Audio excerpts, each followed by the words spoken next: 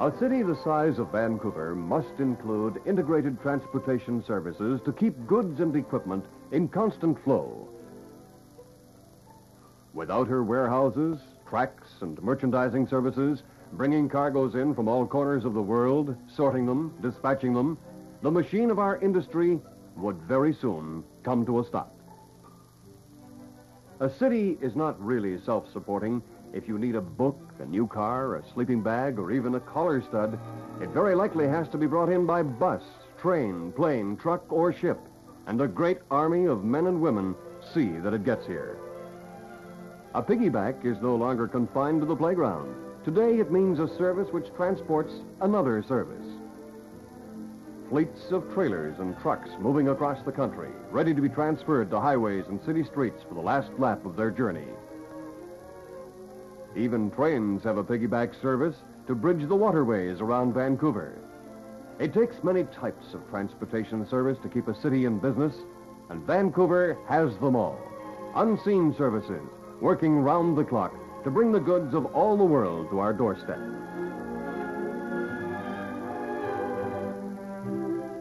In 1886, even before the fire or the city's birth date, the forum of our pioneering ancestors was around the old maple tree which grew at the intersection of Cordova and Carroll streets. A fountain marks the spot today. Horses, which were then the sole means of transportation, waited patiently in the background. The old pioneers didn't live long enough to see one of these fast modern trucks. Although some of them might very well have stayed around long enough to drive one of these early Comer trucks, vintage 1912, or even this. Packard model, same vintage. Even with this latest GMC model available, it took a long time for the horse to leave the scene. There were horse-drawn vehicles on our city streets as late as the 1930s, and even the 40s. But in 1912, the blacksmith and his steady customer were already doomed. Motor vehicle carriers were here to stay. Their styles changed with the years. This one has a 1930 license. And the license of this model is dated 1954. This one, 1956. Today, models like this are commonplace. We see them every day. But it's hard to imagine them parked around the old maple tree. The story of transportation of liquids in Vancouver goes back to 1894, when this photograph was taken. And in those days, horse-drawn petroleum wagons rattled the streets of 8-year-old Vancouver, bringing coal oil to light the stoves and lamps of our first settlers. This early warehouse covered the city's first petroleum shed, first storage tank, first tank wagon. The location was Smythe Street at the foot of Cambie. Later, it marked the beginnings of the Imperial Oil Company. When the automobile arrived, this was the site of the first service station in Canada, and a plaque marks this historic spot today. In the early days of railway construction in and around Vancouver, water barrels were toted to the site by horses, or, as in this case, a donkey.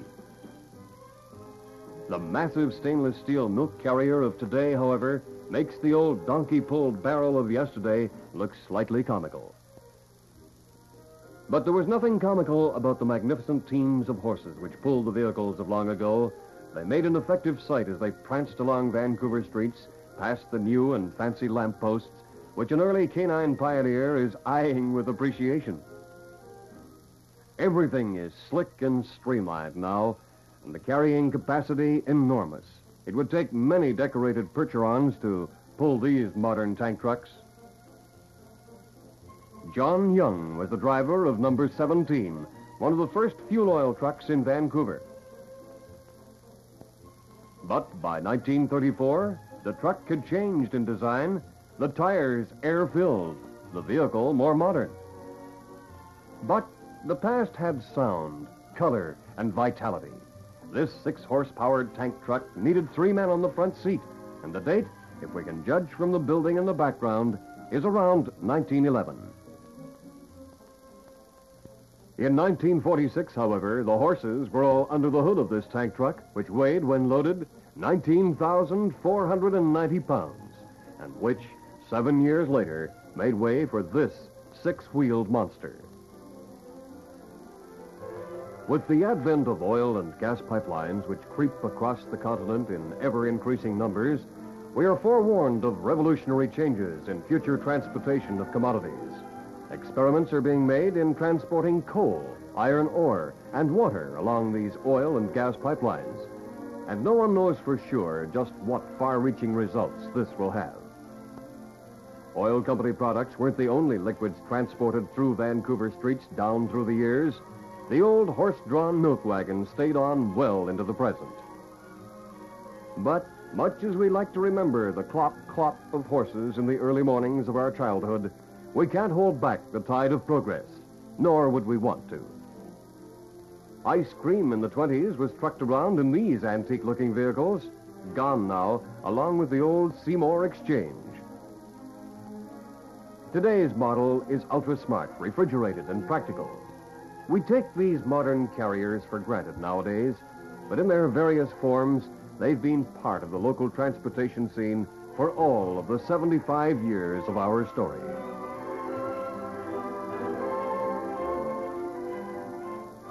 Behind everything that moves in the modern business of transportation, there's a system, a coordinated mechanism of machines and people to keep things in motion. The vast telephone system, for instance, with its modern wireless switchboards and microwave towers that span the continent. The complicated processing machines operated by experts. All of these provide a behind-the-scenes system that keeps our transportation schedules in order.